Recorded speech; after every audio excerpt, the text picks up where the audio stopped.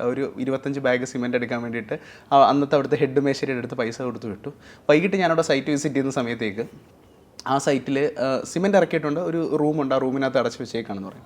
ഞാനപ്പോൾ പോകുന്ന വഴിക്ക് യാദൃശികമായിട്ട് ഞാൻ വീണ്ടും ആ സിമെൻ്റ് ഇറക്കിയതെന്ന് കാണാമെന്ന് ഇറക്കി നോക്കുമ്പോഴത്തേക്ക് ഒരു ലോക്കൽ ബ്രാൻഡ് സിമെൻ്റ് ആയിരുന്നു അവിടെ അന്ന് ഇറക്കിയിരുന്നത്. അത് മേടിക്കാനായിട്ടോ കസ്റ്റമറോട് പറഞ്ഞിരുന്നോ, ക്വാളിറ്റിയും ക്വാണ്ടിറ്റി അതല്ല പറഞ്ഞിരുന്നത്.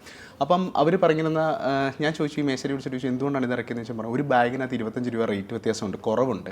അപ്പം ഈ കുറവുള്ളത് കൊണ്ട് തന്നെ നമുക്കതല്ലേ ലാഭം എന്ന് ചോദിച്ചു. അപ്പം ഞാൻ ചോദിച്ചു, ഈ കസ്റ്റമർ, ഞാൻ ആദ്യം ചോദിച്ച ചോദ്യം എങ്ങനെയാണ്, ഈ കസ്റ്റമർ വന്നിപ്പോൾ ഇത് കണ്ടിരുന്നെങ്കിൽ എന്തിന് സംഭവിച്ചേനെ എന്നുള്ളതാണ് ആദ്യത്തെ ചോദ്യം. അദ്ദേഹത്തോട് ചോദിച്ചപ്പോൾ പുള്ളി പറയുന്നത്, കസ്റ്റമർ വന്നപ്പോഴത്തേക്ക് ബ്രാൻഡഡ് സിമെൻറ്റിൻ്റെ കവറുകൾ മതിൽ പണി നടക്കുന്നതിൻ്റെ 2 സൈഡിലും പുള്ളി പൊട്ടിച്ചിട്ടിട്ടുണ്ട്. അപ്പം അത് കണ്ടിട്ട് കസ്റ്റമർ വിചാരിക്കും ഈ സിമെൻറ്റ് വെച്ച് ഇത് പണിയുന്നതെന്ന് വിചാരിക്കും. കസ്റ്റമർക്ക് മനസ്സിലാവും. അതിനുശേഷമാണ് സത്യം പറഞ്ഞാൽ മെറ്റീരിയൽസ് പർച്ചേസ് ചെയ്യുന്ന സമയത്ത് നമ്മൾ ഡയറക്റ്റ് തന്നെ ഇൻവോൾവ് ആയിട്ട് മാത്രമേ പർച്ചേസിങ് നമ്മൾ കൊടുക്കൂ. കാരണം ബില്ല് ചെയ്യുന്ന സാധനം സൈറ്റിൽ ഇറങ്ങുന്നുള്ള ആരും വെരിഫൈ ചെയ്യുന്നില്ല. അങ്ങനെയൊക്കെ ഒരുപാട് ലീക്കേജസ് പല സൈറ്റുകളിൽ സംഭവിക്കുന്നുണ്ട്.